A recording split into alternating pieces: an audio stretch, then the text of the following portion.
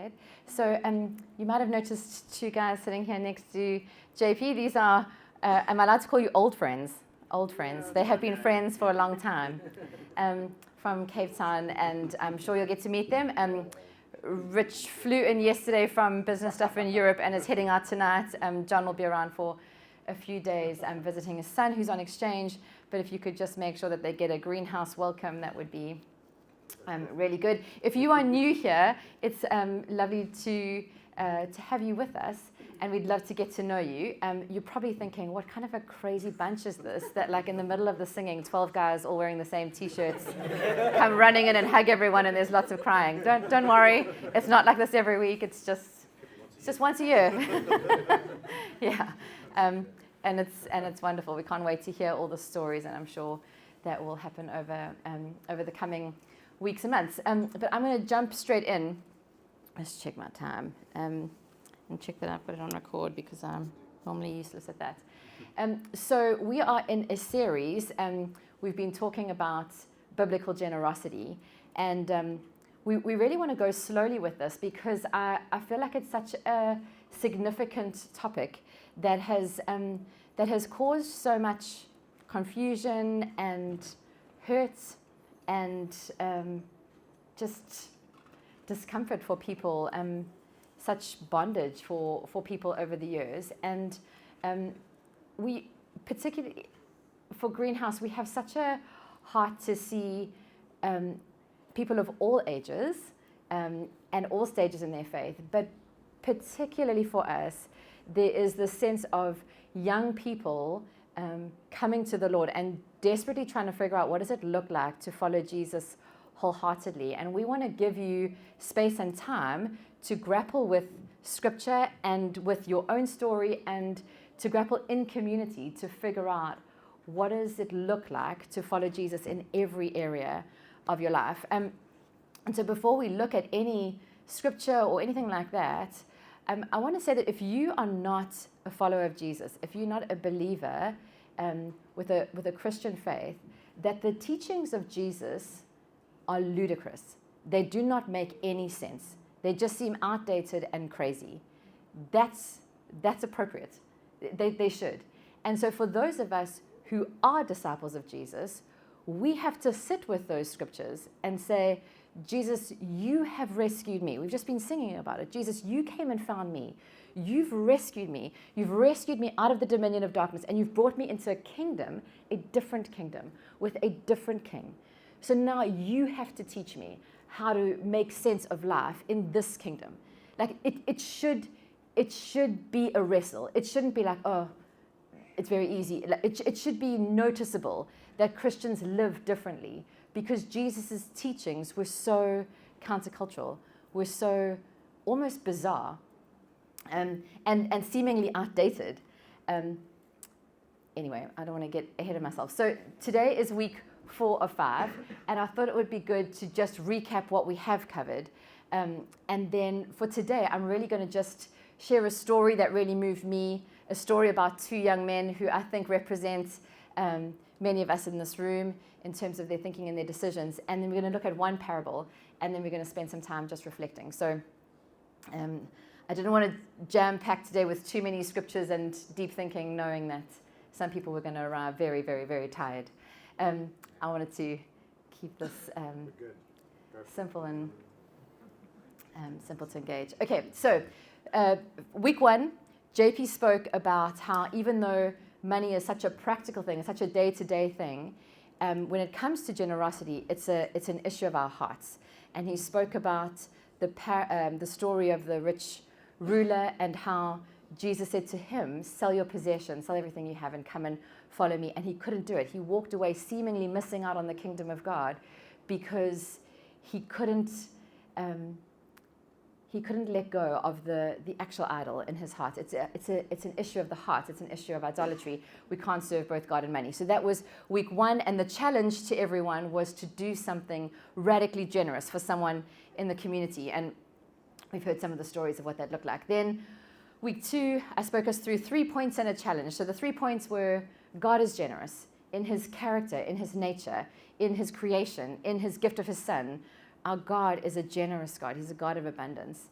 Point number 2 was that we often live with a scarcity mindset, that despite the nature of God, we often live based on our own lack or our own experiences, and we hoard because we're so scared that there won't be enough.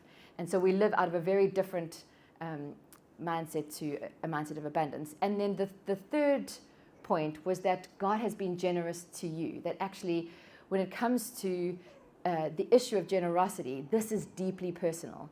And so to the extent that you have a revelation of God's generosity towards you and what you have been offered, and to the extent of your revelation of how much you have received the grace of God, that generally correlates to your generosity outwardly, because the revelation that you have of God's generosity to you impacts whether you are generous to God and generous to his people. And we spoke about Mary of Bethany pouring her oil on Jesus, and how she had just come off the back of Jesus raising her brother from the dead, and she was so moved by his compassion, by his love, by his generosity to her, that she took the most valuable thing she had access to and publicly broke it and poured it out on him as a display of her love and devotion to him. And the challenge was to have an honest conversation with somebody in the community, which I'm not sure how many people have done that, but to have an honest conversation saying, I see generosity in you. I want to learn how to be more generous than I currently am. How do you make sense of Jesus' teachings on generosity? How do you decide what to keep and what to spend, and how much to save and how you save, and if you give, where do you give? All of those questions, to just have an honest conversation with someone and say, help me understand how you do it so that I can be better in how I do it. And then last week we had the privilege of the masterful storyteller Vaughan with his fireside chats and his cowboy boots, and talking us through just stories from Vaughan and V's life, stories of how they've been impacted by generosity, stories of how they've been the recipients of crazy generosity, stories of where they got invited to partner with God in being givers, and how they've got to see that play out in people's lives. But I think that the most impactful thing for me last week was just knowing something of their journey over the last few years, to see someone be vulnerable about how they have wrestled to be generous in seasons of plenty, but also in seasons of lack. That actually their generosity is not based on what they feel like they have or don't have. So I feel like already it's been quite a rich series, and if you have missed any of those, or if you are new to Greenhouse, I would encourage you to go and find our YouTube channel, Greenhouse Church, and catch up on those sessions. But today is week 4, and I want to just tell a story. And you can, if you want the full story, because I'm going to give you a very abridged version, if you want the full story, it is a Bible Project podcast story, and I can give you the link to it. And it's an incredible story of 2 guys called John and Greg. And so I'm hopefully going to do this story justice, but it impacted me hugely, and I'm hoping that it resonates with you. So the story goes that there are these 2 guys, they're probably late 20s or early 30s by the time they get to share their story. Their names are John and Greg, and they met at Harvard Business School. So they got there for totally different reasons. Greg had studied finance, and in his early 20s, but by the time he comes out of uni, he gets a job with McKinsey's, and through McKinsey's ends up with a private equity firm, and he is making serious money. So mid-20s, he is making $275,000 a year, okay? And he's with a private equity fund, and he's doing well, but he's watching he's watching all his peers, and he's realizing, wow, I'm one of the juniors. I can see these seniors in the company that are doing even better than me. They're the high flyers. How do I get from where I am to where they are as quickly as possible? And he realizes that the thing that sets the seniors in this private equity fund apart is that they have this incredible social network because they all went to Harvard Business School. And so he's like, right, that's my ticket to living at their level. I need to get myself to Harvard Business School. And so he heads off. John, on the other hand, is an engineer, and his story was just hysterically funny to me. He loves spreadsheets. Anybody in the room loves spreadsheets? There we go. He loves spreadsheets, and he used a spreadsheet to figure out which career he needed to pursue in his life. He made this spreadsheet that had all sorts of graphs and calculations. I don't know how he did it, but his spreadsheet told him that there were two professions, because his criteria were it needs to bring in the most amount of money with the least amount of hours of work. And the two professions that his spreadsheet told him he needed to pursue were either dentistry or becoming a petroleum engineer. Yeah, and there's two people laughing in the room right now. So according to John, the best professions he needed to pursue were dentistry or being a petroleum engineer, and he decided he did not want to look at people's teeth, so he was going to become a petroleum engineer. That is how he decided. Anyway, so straight out of uni, he gets a job with Chevron, and he was earning, it was between $100,000 and $150,000 a year, like straight out of uni. But he very quickly realized, in this company, people are doing the very same job that I'm doing in foreign countries as an expat, and they're being paid $350,000 or $400,000 a year. I want their job. It's the same work. I'll convince my wife to move to some crazy nation. So this was John's decision and trajectory of like, okay, this is my plan. And he realized that those guys had 10 years experience, and he was impatient. He was like, I'm not waiting 10 years till I can qualify to do that program. And the only other way that he could qualify for that program was some obscure internship program that required an MBA from Harvard Business School. So he was like, I'll sign up for Harvard Business School. So these two guys end up at Harvard Business School, John and Greg, and they also both happen to call themselves Christians. They both describe themselves as having grown up in Christian homes, having gone to church every Sunday. And when it came to what God expected of them, when it came to their money, both of them said, hands down, the only thing that they were taught is that good Christians tithe. Good Christians give 10% of their income. And so what they had been trained to do since teenagers is when your salary comes in, you cut off the first 10%, you write a check for that amount, and you send it to your church. And that's what good Christians do. And that's what they did. So there's Greg sending $27,500 to a church every year, and there's John, I hope I'm getting all these details right, sending $15,000 to his church every year. And as far as they were concerned, they were ticking the box. They were generous. So they get to Harvard Business School, and they join a Bible study because now there's a few Christians that are all at Harvard Business School together, and they start having conversations about issues of finance and money as Christians, and they just never had these conversations before. So they're finding these conversations really challenging, quite awkward.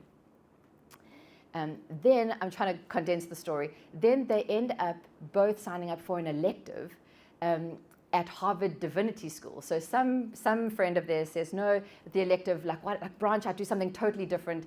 Come and do your elective at Harvard Divinity School. And the course was called God and Money. Okay, sure. So they both sign up.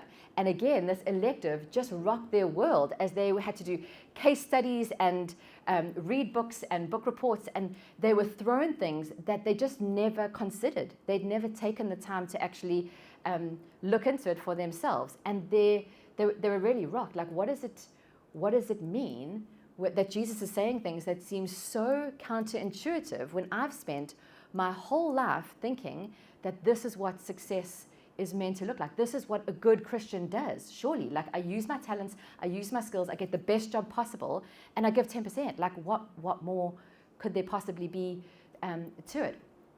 Anyway, so they're becoming better and better friends. They're part of this Bible study. They've done this elective.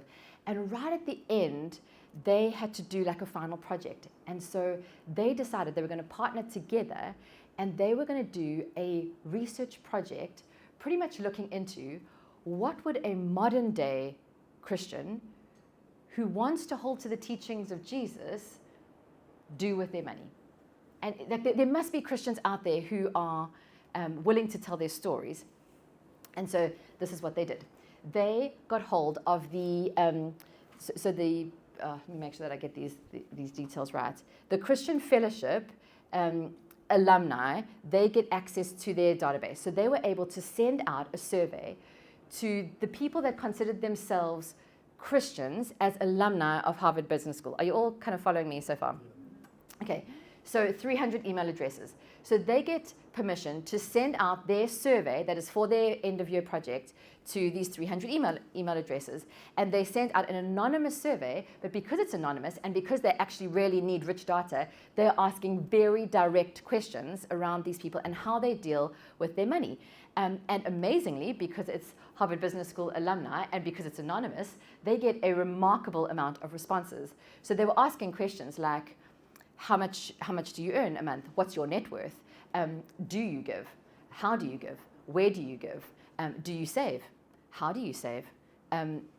What percentage do you save? Just questions that we would never ask the person next to us necessarily. And they just asked all these people. And amazingly, more than 50% of the people that received the survey responded. And because it was anonymous, they were really honest. And so they got these responses that were just shocking, mind-blowing to the John and Greg, who honestly thought they'd grown up as Christians and didn't realize there were people out there in the world who lived like this, but really moved by people who were clearly very successful, people who were very educated, people who were working very hard, earning very big salaries, and yet choosing to live very differently to how John and Greg were imagining that they were going to be able to live. And it challenged them. It brought them deep conviction. And when you hear their story, they're really wrestling with, what does this mean? So there were some people who, in the survey, are giving more than 50% of their income. More than 50% of what comes into them, they give away. There was one person that responded with this comment: I go to work to make as much money as I can so that I can give away as much money as I can. And it almost like it imprinted on their souls. It kind of kept them awake at night. Like, that's crazy. Like, do people actually do that? So then they decided, okay, they've got this rich data. They want to take it a step further. So they got back to the whole group of the cohort and said, would any of you be willing to come out of anonymity so we can interview you? Obviously then, and a whole lot of people said, yeah, sure. So then they got to do these interviews and to gather stories. And they both were quite emotional in just describing these stories, that story after story after story. They were meeting people who were in many ways just like them, that on the surface and what you would see them do day to day were just like them. They were in an office working long hours, being really diligent, raising families, all of that. It looked like they were living the same lives, and yet behind the scenes they were living very differently. And the only thing that they could put it down to was that these people had been impacted by the life and the death and the resurrection of Jesus, by the teachings of Jesus, to an extent that they would reorientate their finances and live differently. Like, in the natural, there was no good reason for them to do this.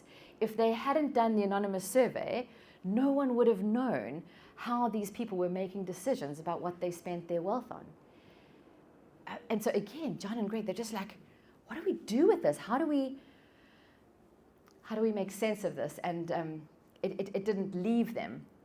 And for John and Greg personally, their research brought deep conviction on a bunch of levels. For one, they were struck by how, in almost every story, the person was delighted to tell them about how much money they were giving away. And they actually found that very irritating. They were like, why are you so happy about the amount of stuff that you are giving away? Why is it bringing you so much joy he said they described it as being invited into partnering with the Lord. And he just thought, like, that sounds ridiculous. No, you're just giving a whole lot of your hard-earned cash away. Like, that just sounds stupid. They realized that the more stories they heard, that these lives were almost like living proof, almost like evidence that Jesus' teachings were actually true. Things like, it's more blessed to give than to receive. Things like, where your treasure is, there your heart will be also. Things like, you can't serve both God and money. And so the teachings of Jesus that they'd been talking about in that Bible study that just seemed like absurd and outdated, now suddenly those teachings were coming back at them through real life stories of people that were living differently, not to impress anybody else. Not to impress anybody else. They were making very serious decisions about how they lived for some other reason. And the only thing that they could put it down to was their personal revelation of Jesus' sacrifice, their personal relationship with the Lord. And the one guy, particularly John, he described the impact of one of the parables of Jesus on his life. And again, how it was just like this parable. It was like God had imprinted it on his mind and he couldn't get away from it. It was keeping him up at night because they'd orientated their whole life to this path of studying as hard as they could in the best institutions to get the best degrees, to be able to qualify to get the best jobs so that they could get the best salaries. And he's like, what if I'm wasting my time? What if I'm wasting my life? Is this the right thing to do? Anyway, so this is the parable. It's in Luke chapter 12. It's the parable of the rich fool. And I'll read it to you. It says, there is a slide, but I am right in the way, so I'm just going to move. If I stand here, hopefully people on this side can see, but otherwise I will read it to you. Okay, so Luke chapter 12, from verse 13 to verse 21. Someone in the crowd said to him, "Teacher, tell my brother to divide the inheritance with me." Jesus replied, "Man, who appointed me a judge or an arbiter between you?" Kind of ironic. This is Jesus who's ultimately going to be the judge and arbiter. But anyway, that's a whole another sermon. Then he said to them, "Watch out. Be on your guard against all kinds of greed. Life does not consist in an abundance of possessions." And he told them this parable. The ground of a certain rich man yielded an abundant harvest. He thought to himself, "What shall I do? I have no place to store my crops." Then he said, "This is what I'll do. I'll tear down my barns and build bigger ones, and there I will store my surplus grain. And I'll say to myself, you have plenty of grain laid up for many years. Take life easy, eat, drink, and be merry." But God said to him, "You fool, this very night your life will be demanded from you. Then who will get what you have prepared for yourself? This is how it will be with whoever stores up things for themselves, but is not rich toward God." And I loved hearing John's description of how this parable wrecked him, because he said he saw in the parable that this guy is like his hero. He's like, this is the guy that I'm trying to be. This is the guy that I'm trying to be. He said on his computer, the password on his screensaver on his laptop was #retire@40. And he was like, this is me. This is my whole life objective. How can I earn as much money as fast as possible? And how can I create as much margin in our lives? How can I build a family dynasty or dynasty? I never know what the right way to say that in Britain is. Dynasty, thank you. How can I create so much generational wealth that I get to say, now I get to sit back and relax and eat, drink, and be merry because I have created enough surplus that nothing can interrupt our cushy lives. And yet, God says to that man, "You fool." And John was reading this parable going, am I the fool? Am I going to spend my life, all my energy, trying to build up this specific lifestyle only to face God one day and him go, "You fool." And that convicted him so much. And so it's just, I just love the story where John and Greg wrestling with each other, wrestling with themselves, wrestling with their families. How are we going to plan out the rest of our lives if we've possibly been running at something that is not what God has asked me to do? It's what I've decided I want my life to be like. And I nearly went to the wrong stand. Here are my notes. It's going to be okay. Oh dear, oh dear, oh dear. And the thing I wanted to say to us, particularly for young people, where you're wrestling with subject choices, you're wrestling with career options, be careful of the voice of culture that is screaming so loudly at you. And ask yourself the question, what does success look like? But from whose perspective? What does success look like? But from whose perspective? The thing that was the best for me was hearing how their lives played out, the decisions that they made. So their research paper pretty much made them famous at Harvard Business School. Everyone was reading it and talking about it, and off the back of that, the CEO of Generous Giving, which is a very big organization in the US, actually contacted these two guys and offered them jobs with Generous Giving, which again just was like an extra level of conviction, because both of them were like, "Oh, work for a charity. Oh, I've just, do you know what I've sacrificed? Like, work for a charity." And even then holding up a mirror to that in their souls was like, this is not great. What's happening inside my heart right now? And the wrestle with it. And the wrestle with, okay, Lord, I believe in you. I believe in your word. I want to be obedient to you and your teachings. I need you to speak into my life about what you've called me to, about what it looks like to honor you with what you've put in my hands. And it was lovely for me that the two end up in very different directions. So the one guy, he was like, "I am not a faster. I don't know how to fast. I would never voluntarily choose to fast. I knew I needed to fast because this was such a big decision." And him and his wife end up fasting for a few days. And he decides to say no to the job at Chevron, which he said he wrestled with anger with God, because he was like, they're offering to send the trucks to come and fetch all our stuff and move us. And I feel like duped into this, that I've come this far and now I've got to turn that down, because he felt called to go and serve this organization where he was going to earn a very small percentage of what he might have earned as a expat petroleum engineer.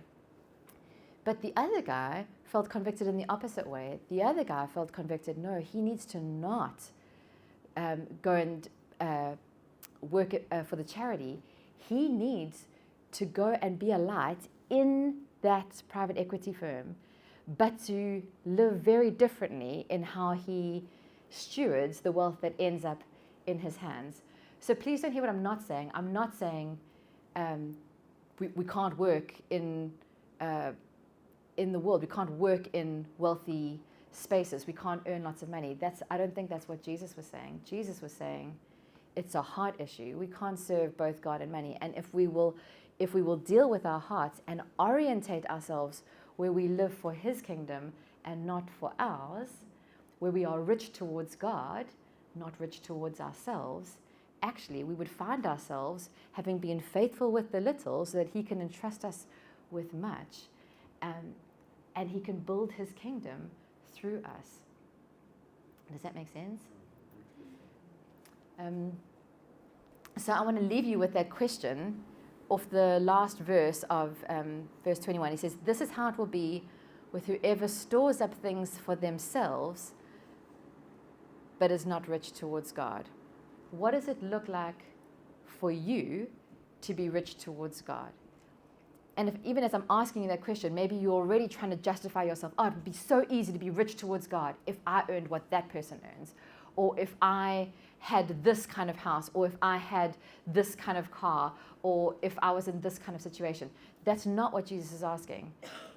Jesus is saying, young, old, rich, poor, what does it look like for you to not live to store up wealth for yourselves, treasure for yourselves, riches for yourselves, but the God who didn't hold back his only son and gave up his son to purchase you, to redeem you, to reconcile you to him. That God is asking you to live for him. So you lay your life down and you say, I don't get to just decide how I'm going to live. I want to live in the purposes of God, in the will of God.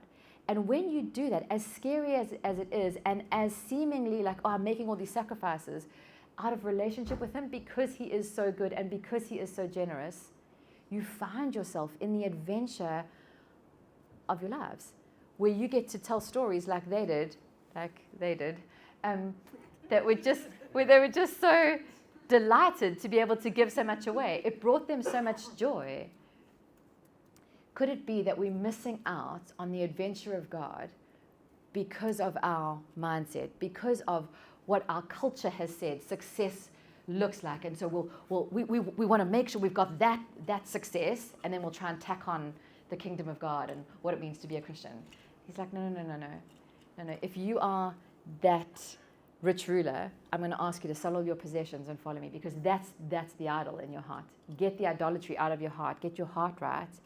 And then I could call you into business, or I could call you to serve a nonprofit, a charity, or I could call you to not work at all and just trust me month to month. And if that is me, it will be the adventure of your lifetime, and there's no other place you'd rather be. Does that make sense? So I'm going to hand back to Tate. We're going to try and make some space for reflection, but I want to encourage you to ask yourselves those questions. What does success look like for you, where you are, and what does it look like to be rich towards God, not rich towards yourselves?